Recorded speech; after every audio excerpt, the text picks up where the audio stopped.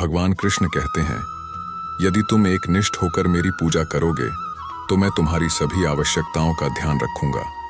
फिर प्रहलाद जैसे भक्तों को भगवान कृष्ण पर इतना ध्यान केंद्रित करने के बावजूद इतनी बाधाओं से क्यों गुजरना पड़ा?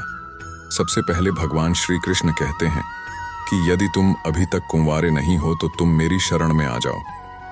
और दूसरी बात यह है कि जो लोग भगवान का ध्यान नहीं रखते, भगवान उनकी जरूरतें भी पूरी करते हैं, लेकिन जिन्हें उनके चरणों में शरण मिल जाती है, भगवान उन्हें अपना कृष्ण मित्र भी बना लेते हैं। और बात यह है कि अगर आप भगवान की परवाह करते हैं तो इसका मतलब यह नहीं है कि आपको कोई समस्या नहीं है, क्योंकि हम सभी इंसान हैं, इसलिए कठिनाइयां भी हमारे लिए जरूरी हैं। लेकिन बात यह है कि हम जिन भी समस्याओं का सामना कर रहे हैं, कृष्ण हमारी रक्षा करते हैं।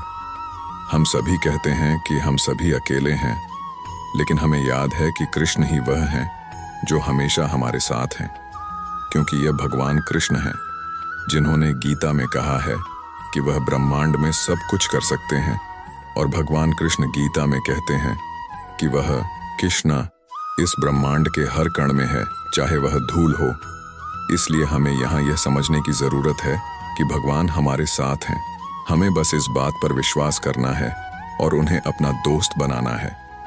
अब मैं दूसरी बात का उत्तर देना चाहता हूँ कि भगवान उसी की परीक्षा लेता है जो उसका भक्त होता है, क्योंकि वह जानता है कि उसका भक्त उसका मित्र है और वह उन्हें मुसीबत से निकाल लेगा।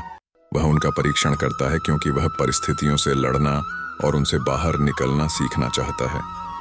मैं जानता हूँ कि प्रहलाद उनके सबसे बड़े भक्त थे। उन्होंने उनके रास्ते में कई कठिनाइयां पैदा की, लेकिन अंत में केवल भगवान विष्णु का नाम जपने से ही उनकी सभी परेशानियां दूर हो गईं।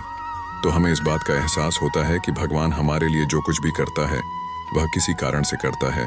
इसलिए हमारा कर्तव्य है कि हम भी अपने माता पिता की तरह उन पर आंख मूंद कर भरोसा करें। अंत में मैं ईश्वर के मंत्रोच्चार के साथ इस उत्तर को समाप्त करता हूँ। हरे राम राम हरे हरे, हरे कृष्ण कृष्ण कृष्ण हरे हरे।